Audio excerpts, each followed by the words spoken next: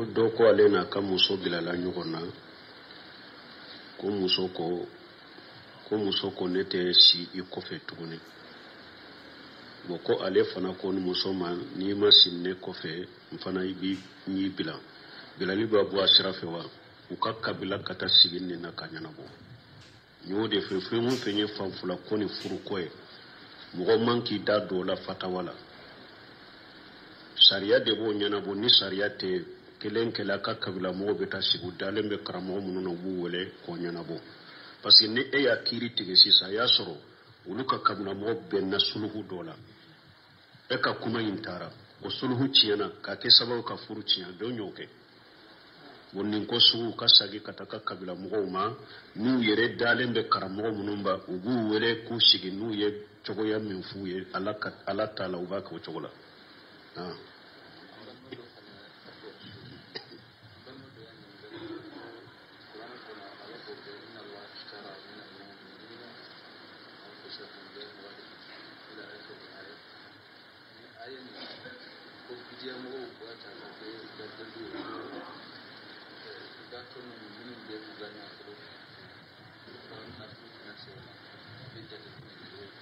Bon ko nin ye kuma dɔw fɔ ko ala ko kuranaya kɔnɔ inna allaha ashtara min almu'minina anfusahum wa amwalahum wa anfusahum bi anna lahum aljanna. Bon ko bidiya mɔgɔw tugubagaw bɛ bidiya mɔgɔw karamɔgɔw bɛ nin aya ta wala k'olu ka mɔgɔw fana n'u b'a kɛ ka wari min di olu ma u b'a kɛ ka arjanna de sa. So Sal Fawjani a ko a ye mɔgɔ bali nin de la ko i kana aya laban fɔ ka tɔ to ye. bi anna lahum aljanna aya laban ye mun fɔ yujahiduna yuqatiluna fi sabilillah jihadu de fɔra ni ala ko ale ye mu'minu ka nafolo saw bolo k'u yɛrɛ kun saw bolo arjanna b'u ye mais sɔngɔ fɛn ye mun ye jihadu. U bɛ jihadu kɛ ala ka sira la kafiru b'u faga u bɛ kafiru faga laɲini ye nin de u ka nafolo an'u yɛrɛkun san n'u bolo. Ewa sɔngɔ jumɛn dir'u ma sɔngɔ fɛn ye mun ye sɔngɔ jumɛn dir'u ma arjanna tɛ wa mais u ye sɔngɔ fɛn ye mun ye mun donna arjanna la ni a ye min nafolo fɔ jihadu sira yuqataluna fi sabilillah jihadu de fɔra. Mais o tɛ de ko mɔgɔ kana ɲɔngiri e kɔrɔ mɔgɔ kana sugiri bi mɔgɔ ka kulunkulu e kɔrɔ i b'a kɛ k'a ka tilo tigɛ k'a ka diɲɛ tiɲɛ k'a ka lagara tiɲɛ ko e bɛ aya kɛ e ta ye e ye mɔgɔw ka diɲɛ tiɲɛna n'u ka lagara tiɲɛna de. Aya kan tɛ e ma ni aya kan bɛ jihadukɛlaw de ma.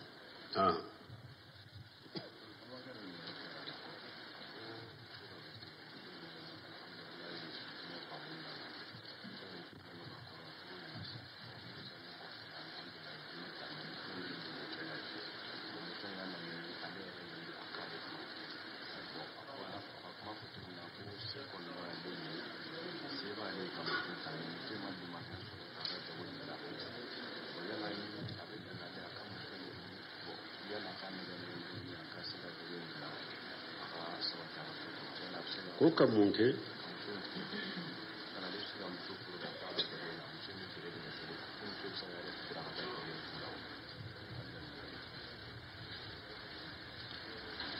ko dɔ de ko muso dɔ suturalen don diinatigi don ko ale b'a kɛ ka furu ko muso in ko a bɛ jago de kɛ. Bon ko ale ka muso in furu muso in ka jago de to ye ko muso ko ale tɛ se ka jago bila. Yala ale bɛ se ka muso in furu ba ka nɛgɛ furu a ka jago bila nin bɛ segin ka taa yɛrɛ de ma. Donc ninnu n'a ɲɔgɔnna ninnu ma se ɲininkali la hadamaden yɛrɛ de bɛ ninnu yɛrɛ ye. Waalaikum salam.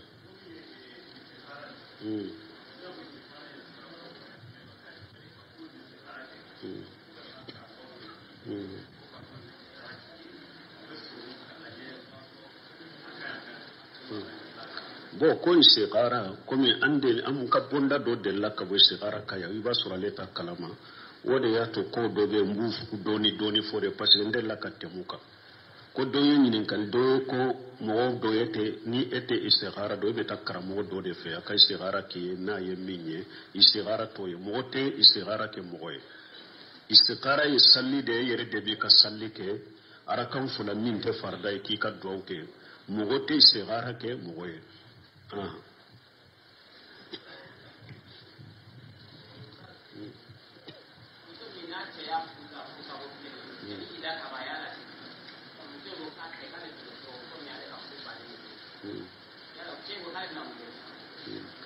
bon ko ni mɔgɔ ye muso furu ewa a tigi y'a ka muso bila furusa kelen bon a y'a kanu ka muso sagi muso tɛ a tɛ sɔn sari mun bɛ kɛ sisan nin bɛ kɛ u ka kabila fila de b'a ɲɛnabɔ ni cogo bɛ furu la u b'a kɛ ni cogo tɛ furu la u b'a bɔ u ka kabila mɔgɔw de ka baara ye nin ye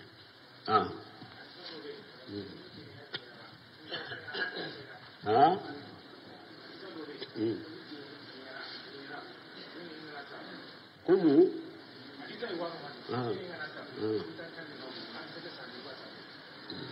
Bon ko hadisa do be ko ni jɛnɛya cayara cunkan sa bɛ caya o bɛ cogo di ne hadisa min ye ciden ko jɛnɛya tɛ bange jamakulusi la ka cari fo ala bɛ banaw dɔ bira la minnu tun ta ka mɔgɔ fɔlɔw la bɛ ni hadisa do jɛnɛya tɛ cari jamakulusi la fo ka bila kɛnɛ kan fo ala bɛ banaw dɔ bila aw la bana sugu minnu tun ta ka mɔgɔ fɔlɔw la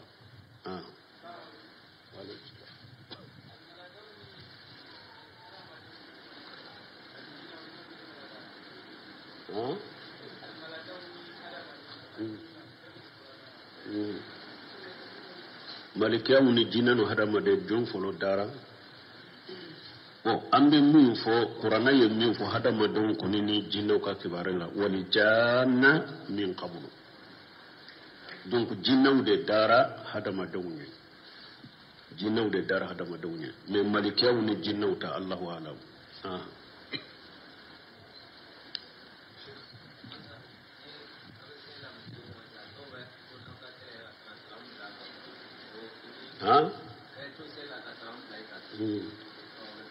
ko k'i to sali la ka salamu bili ka basi t'a kan ni mɔgɔ ye salamu bili kan i b'a jaabi mais i t'a jaabi ni kumakan ye i b'a fɔ i bɛ kan kɔrɔta n'i bɛ kabaru yɔrɔ i bɛ kan kɔrɔta Allahu akbar n'a dɔ i bɛ sali la ou bien i b'a fɔ subhanallah ou bien i b'i tɛgɛ kɔrɔta ye ten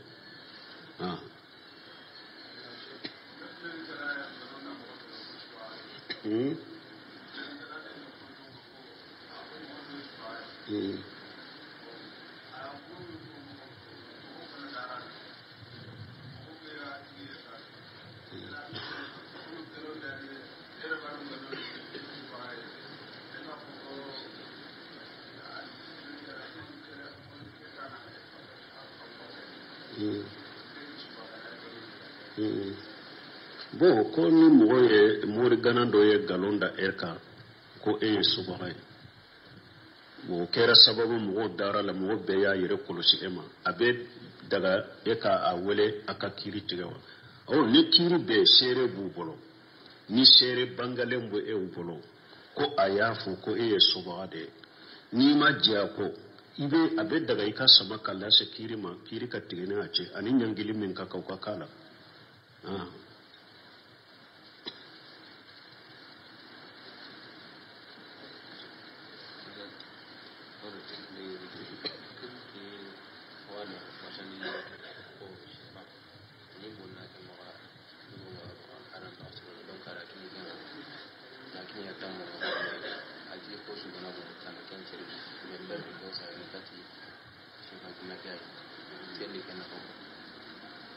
Gimana? Sedang ada marshandi kena saya. Tambong, nah hati dia kena buat marshandi kena pun. Anak kemudian on, kemudian jadi penyama. Anda jadi nanti mau ada gerak nanti dia. Dia bikin kita. Wow. Ala kulli hali tiɲɛ lamba fɛ mɔgɔw ka ɲininkaliw kɛ ɲininkaliw minnu ni nafa b'u la taafa ni nafa b'u la ko dɔ ko ni mɔgɔ ye sefa di e ma ko i ka fɛɛrɛ juru la ko a yɛrɛ ko ni min tiɲɛna sefa in na i ko fili o peredi bɛ ale de kan k'o bɛ cogo di ko ne ma ni ɲininkali sugu yɛrɛ dɔn ɲininkali yɛrɛ kun ye mun ne ya ale de taya kan minanye akoni predi min kera la ne yeren ka predita oti eka o nyinin kaliko na ya sura ko ni min cinya na sarade ibisi kan nyinin kalika benne ka bo ga tenne ka me ale yere de ko letta de ya ta ya juru do la ko ni fengu fen cinya na la o yenne de ka predi o nyinin kalibe o nyinin kaliku nyere munye la ka tumanda ma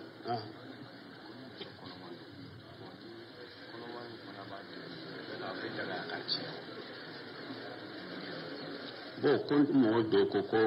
muso kono mando kono imba de wa ba daga ka cinya ba ni kono koni shera degere man ni finyene ka kala don ke ba ko ote daga o ka cinya ni o be cinya sarati gelewunde bala dogo trofe ani sariya fe me ka fo ebe de doro ka kono cinya ote daga ye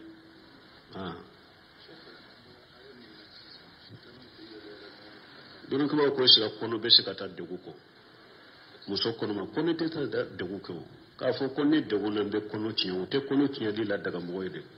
kono cinya te ko de ni mo ko do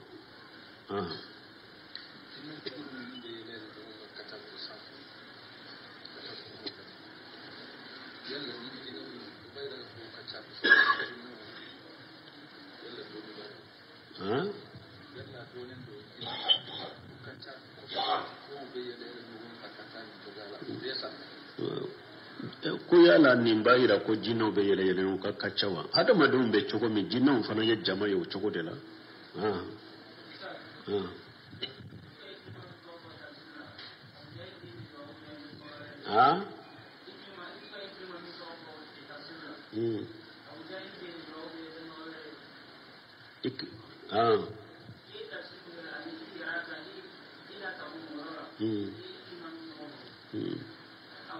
way kirma e tabina de ani ay iprima tabina bi jali te kelen way sey bari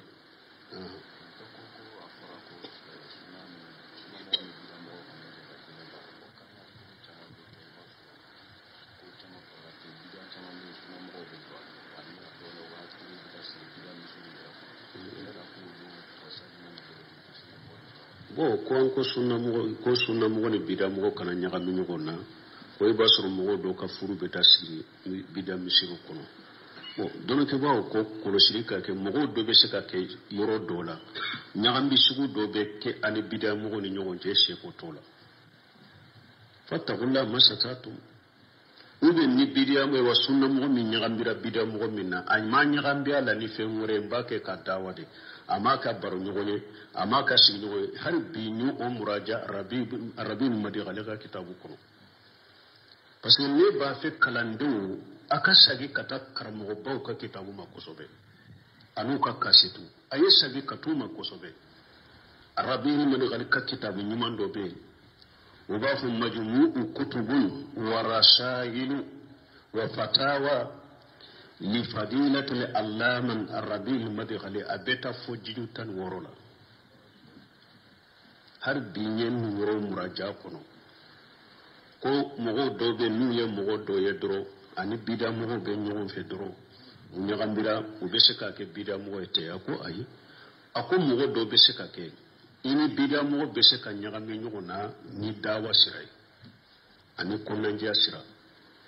bida mogo be yoro dole kata do ukaye ube nu ka nyogo soro mobile kelen kuna ka do mobile kelen kono nyogo fe pour ni ba ke kan neshi hakuye ani ku dawa kana alama ako bashi tola ne I kana ke kudai I kanu ke ka bar nyogo ni ka sigi nyogo ni feunde kudai ka faruka I ka je nyogo bu ka wakati be ako de tebe ne ni mugo min be biria mugo fe wakati do de la ayu ube yoro dola atera ufe ube anu donna mobile kelen kono nyogo fe yoro dola alla nyini abake kan ne shihade duma abake ku dawa de kana sunna de ma akonni suku bashi tenina na yere tamakelen bala ku be kanda mina bo jamana billahi la mina fangate sunna mugo ka dogo bo ni e be se ka mugo do kam sunna mugo yere do ka demuso nyini furula ne yiba soro kabila siraw ani sinji siraw ale yere sunna mugo da na ka demba yana ka fe mi ba soro aka kodo te ateteme aka kabila mugo do be aka koshi te se ka teme ni o sendala mo o ba soro tigite sunna la bon ni oko fo e wa furu inte siri fo aka nyugon soro misiri do de la har ni bidamo de wonde mo e sheko tola muso furu siri to yoro la e sheko tola ete soko bale ni e yo balo ye furu tinyalende iseko be ni nawa o mo kan no yoro na anyugona kolosi yoro do be darura be na e ka sheko sitalo be ka e ka komi karabali de ni ba fin kin ka muso de soro do nin ka muso soro la anyere banka sunna nan ka dina ke chogume amba ka o chogola bo ununa ni ona mi darura do e do la ube e sago de te o ko sugu ina e sago de te o ko sugu na wakati kunkuru ko do isago tala bo e pu fana bidia o te kelenye fana ko do bidia do be bidia atul mukaffira o ba dama mo min ka bidia de bidia atul mufassira ni ne fasir da mala bo islamiya kono mo min ka bidia ma la bo islamiya kono ye fasiri de hari o ko fe salli be daga yeni almami wore tibulo abe daga ka salla ko fe don ko ko mi almami wore tibulo mi almami wore bi bolo de sunna mo be kana salla ko fe min ni sunna almami te be yoro min ka bidia ma la bo islamiya kono ibe se ka salla ko fe abe bidia munun ke juno ba yereka mo fu mo ko nunu fana difference min ka bidia da bolo min ba la bo islamiya kono o yere kolosi sugu ani bi yere tige o ma chogomi ani bidia be min bolo khayra mukaffir bidatu mufassira umina chogote kelenya wala ukabara kenyugo ubara kenyugo chogote kelenya umina chogote kelenya bolo nunu fana kafa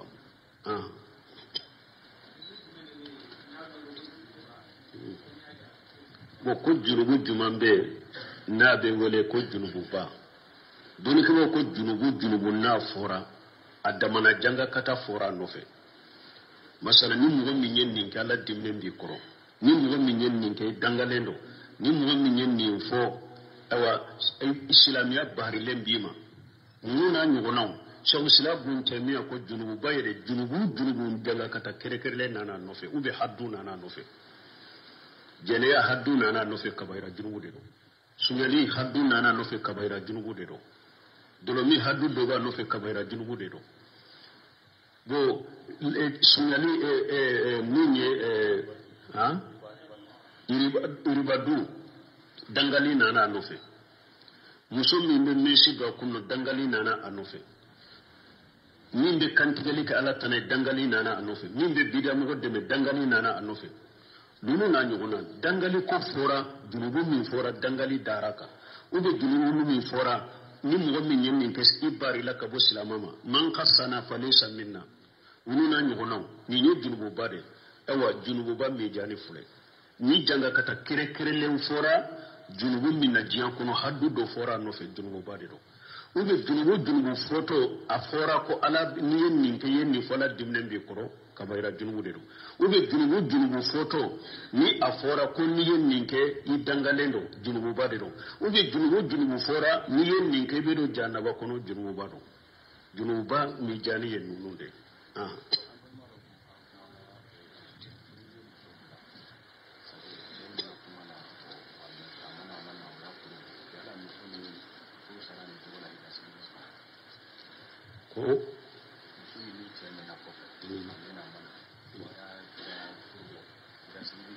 ko muso min ni a cɛ mɛnna kɔfɛ o kɔfɛ u nana furubo ida sigi bala a b'a la tɛ umaru tilela har a ye san 4 di mafugo do ka muso min na nko san 4 in kɔfɛ a ko muso ka fatuli ida de sigi a ye fatuli ida de sigi fatuli ida bannen kɔfɛ de donc muso furula cɛ wɛrɛ ma ida sigi bala wa alaykum salam wala haye fen kanunen de sunna de mustahabu de do wajibite o sigreti minani dromi na juman junubu kabo dromi junubu kabo sigreti parce que dolomu haddu nana o kama me sigreti mi haddu kere le manala wala dolomi ka jugu sigreti mi u be haramu yede me dolomi ka jugu nayi parce que danga nana dolomi no fe haddu be dolomi la bo ni sigreti mi nayi adonna ayaw de kono ani hadisa munun nana ka sigireti ko fe nyugute no fe haramala ni nafuro tinyani tonyali mimbala me minye dangali kere le mafo ala bo haddu kere le mafo ni sigireti ni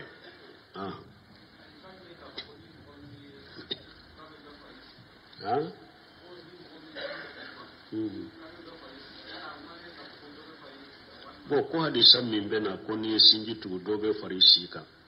iza za ajaluhum la yastaqiruna sa'atan wa la yastaqdimuna hada made alai shi hakke min latti nuna na fente faraka fente wala mi hadisa min fule ninye kuni mo min bafe alaka ewa isi janya ika sinji tugo doni ke bagaw ko aqida don bagaw ko ni hadisa ma ninye isi hakke sabra lahu lima fudurila ibe sinji tugo min fana ke nabi shi senni hakke mo bede sabrai ubede sabirai asabira ko karasa kasi hake ninde asabira ide ko akasingi tude basen ni mo ubede sabirai ne kumi etado ni hadisa nana alaka bila chide nenka kafu na yasro mugumi isi hake mi sabirai asababu yesingi tugu fana sabirai ni hadisa fora ubeke sababu ke telia kata singi tugulima ubede sabirai sino hada madesi hake be min lahu lima fujula foite faraka fente wala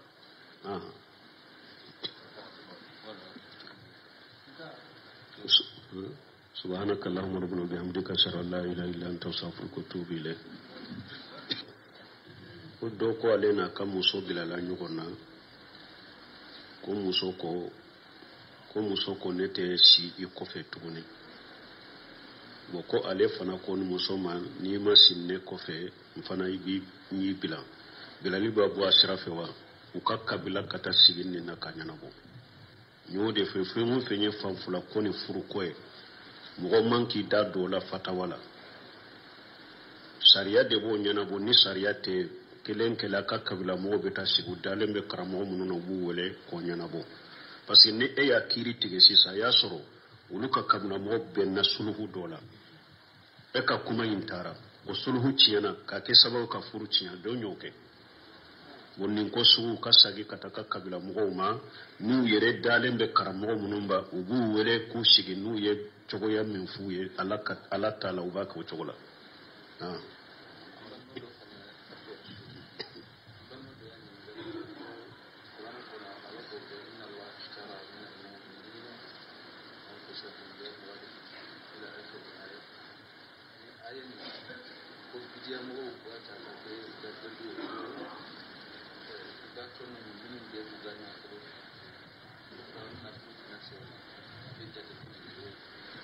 kunninye kuma dofo